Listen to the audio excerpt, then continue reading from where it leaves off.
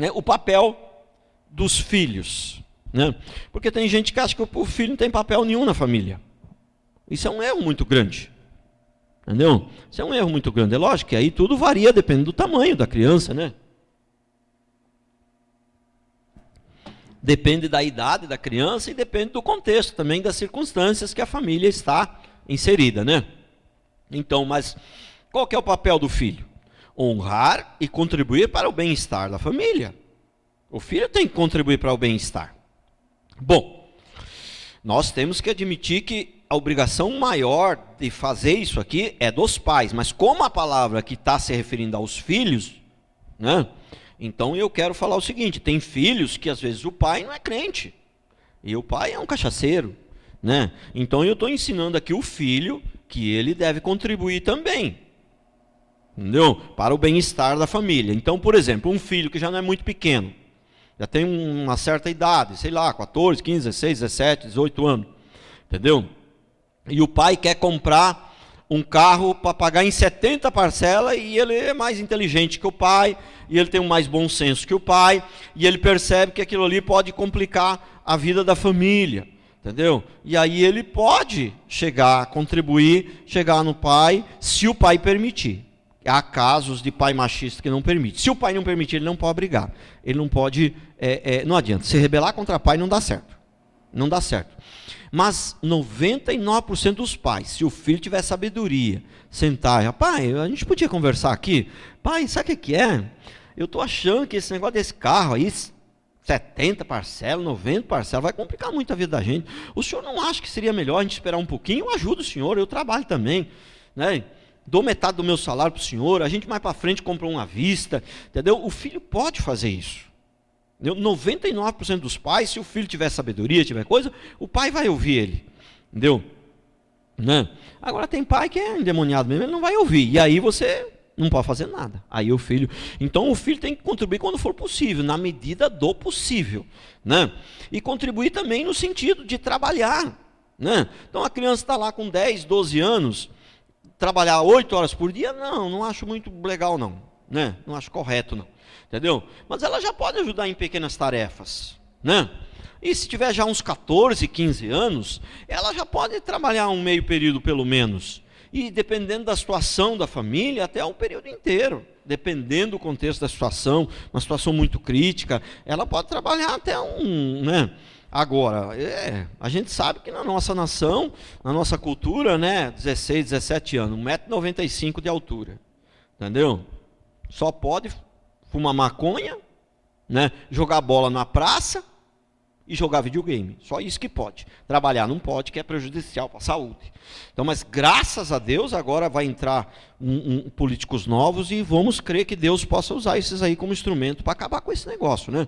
Entendeu? Porque é uma coisa que nasceu no inferno esse negócio aí, né? De que 16, 17 anos não pode trabalhar. E a molecada de hoje, com 16, 17 anos, com raras exceções, os bichos são grandes. Os bichos é boa, né? Os bichos é boa, né? Os meninos são grandes, cara. A maioria é 1,80, é 1,90. Você viu que os filhos hoje são muito maiores que os pais. Eu não sei se é a comida, não sei se é o clima, não sei o que é. Você prestou atenção? São grandes, né? Cada marmanjo, cara. Quantos anos tem? Tem 15. Quanto você mede? 1,89. Não?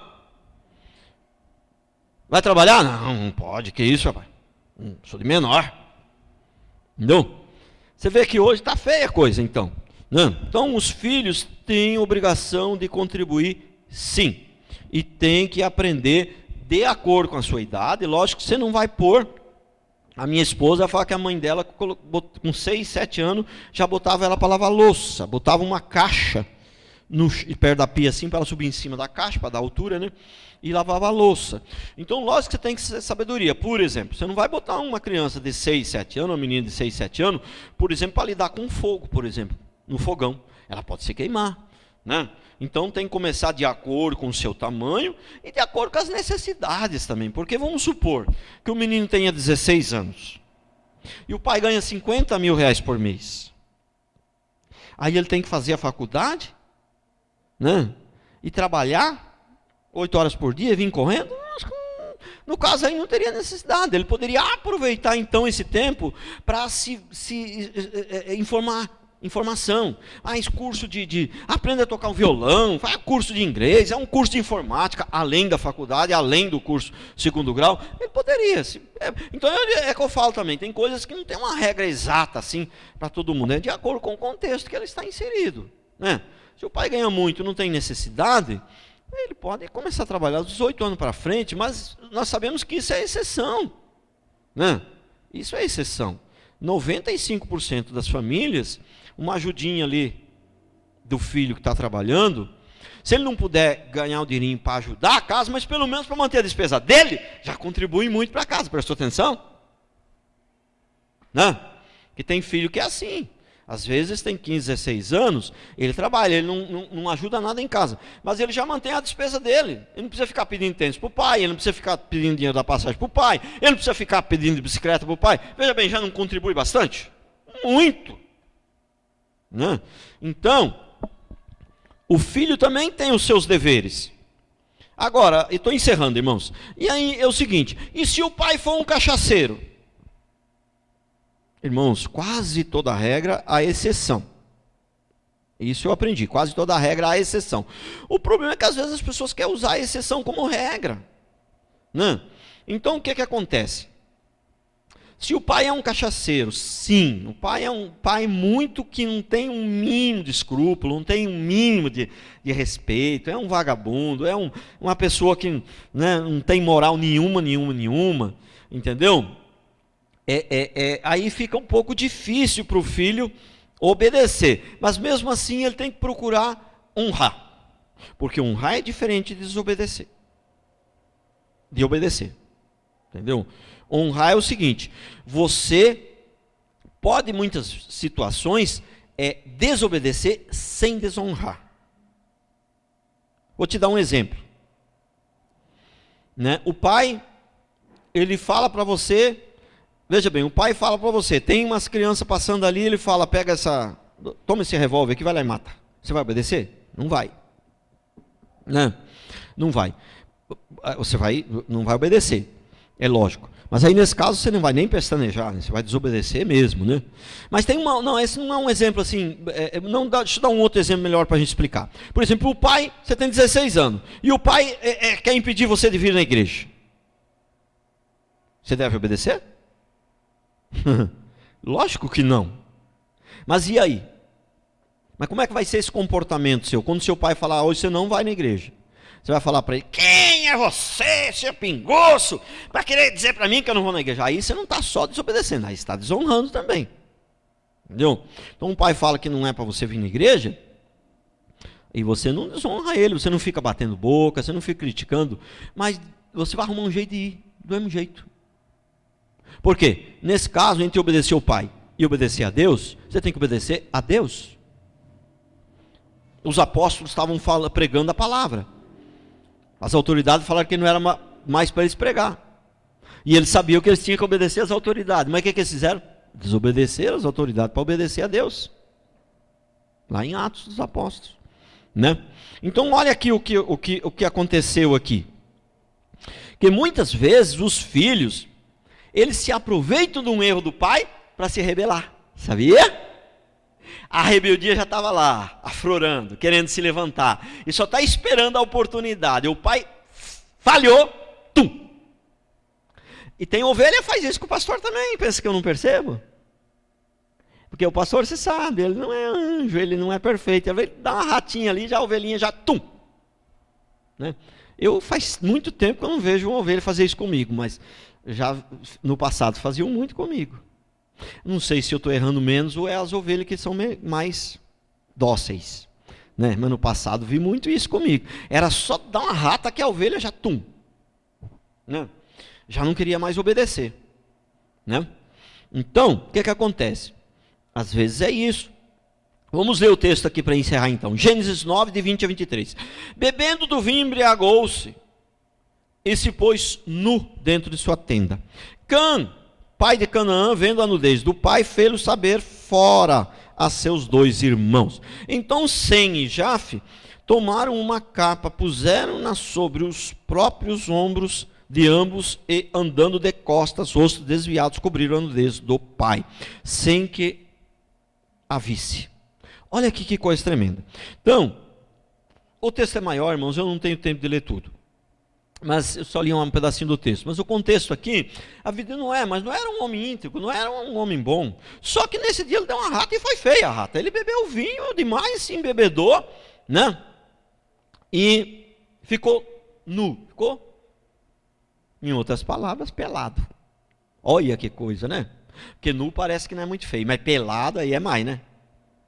Não é? No fundo é a mesma coisa, mas dependendo da palavra que se usa, parece que o negócio dá mais ênfase, né? Então ficou nu dentro da tenda. Aí o que acontece? Tinha 3 filhos. Aí o que fez? Né? Foi difamar o pai lá. O pai está pelado lá e bebeu. Entendeu? Foi difamar o pai. Então o que acontece? E aqueles 2 filhos que tinham um coração melhor, o que fizeram? Botaram uma capa nas costas, nem quiseram ver a nudez do pai. Quer dizer, o que simboliza isso? Eu não quero ver o erro do pai. Eu não estou aqui para ver erro de pai. Eu estou aqui para obedecer ao meu pai. Eu estou aqui para servir o meu pai, para ajudar. Eu não estou aqui para ver erro de pai. Não. Por isso que elas não quiseram nem ver o erro do pai. E aí o que a Bíblia diz? Que aquele né, o Cã, foi servo dos 2. Foi escravo. Servo é escravo, foi escravo dos 2, e os outros 2 foram abençoados. Então não é porque o pai cometeu um erro que você vai desobedecer, né? Ou 2 ou 3 até, não é porque mete alguns erros que você vai desobedecer. Agora, se o pai for muito depravado, fica difícil para você obedecer em tudo, né? Mas aí também você deve evitar de desonrar. Procura, na medida do possível, desobedecer então, mas sem desonrar, né? É o que eu citei o exemplo. Se ele quer te proibir de vir na igreja, você dá um jeitinho lá de vir, mas sem ficar discutindo, sem ficar xingando, sem ficar expondo os defeitos dele. Dá um jeito lá. O Senhor, se você orar, Deus vai dar estratégia, né? Já contei um testemunho de uma pessoa aqui que fez algo mais ou menos parecido. No fim, o cara se converteu. O pai dela se converteu, está na igreja até hoje. Louvado seja Deus. Amém? Então, o filho também tem o papel dele na família, né? E quando o pai entende o papel dele na família, e quando a mãe entende o papel dela, e quando o filho entende o papel dele, ai meu Deus do céu, aí só pode resultar em quê? Uma música maravilhosa, totalmente harmônica, harmonia total, igual uma música quando, né, profissionais bem estudados e treinados e ensaiados, e aí, para quem entende, porque eu no caso nem entenderia, né? Mas para quem entende bem, fala, nossa, essa música tá, né? A harmonia, a orquestra sinfônica de Beethoven, né? Então aquela harmonia completa, né? Então uma família é igual a essa orquestra, quando o pai entende o papel dele e procura põe em prática, e a mãe entende o papel dela e os filhos entendem o papel deles, e aí a família toda sai ganhando, o evangelho também, Deus agradece, e o mundo também agradece, porque também você vai ser luz para o mundo. Quando a família faz isso, todo mundo sai ganhando. Louvado seja Deus pelas nossas famílias, pela sua família, as famílias possam entender o evangelho, porque só o evangelho pode transformar as nossas famílias. Não é dinheiro, não é ouro, não é prata, não é faculdade de medicina, não é faculdade disso e daquilo. Ainda que todas essas coisas também são necessárias, mas não é isso que vai mudar. É ser bênção na vida das nossas famílias, é o evangelho. Amém? Vamos ficar de pé.